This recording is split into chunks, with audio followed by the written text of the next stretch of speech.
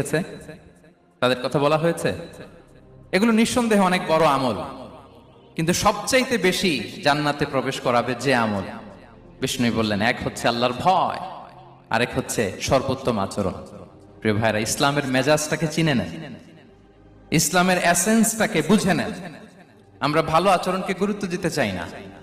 অনেক নামাজি লোক দেখবেন, নামাজ পড়তে পড়তে কপালে কালো দাগ ফেলে দিছে, বাসায় বউয়ের সাথে খারাপ আচরণ করে, খিটখিটে মেজাজের, প্রতিবেশীর সাথে শুধু ঝগড়া, কলিগদের সাথে ঝগড়া, মারামারি, দুঃসম্পর্ক, এরকম আছে না? নাই বলেন, আছে না? কিন্তু নামাজি, অনেক বড় হাজি, একদিনও কোরআন তেলাওয়াত মিস হয় না। তো এত ইবাদত করেও সে ইসলামের আসল এসেন্সটাকে ধরতে পারে নাই। বিষ্ণু বললেন, সবচেয়ে বেশি জান্নাতে প্রবেশ করাবে যে দুটি আমল, একটি হচ্ছে তাকওয়াল্লাহ, আল্লাহর ভয়, আরেকটি হচ্ছে উত্তম আচরণ, সর্বোত্তম আচরণ। তো আমরা যেন উত্তম আচরণের অধিকারী হই।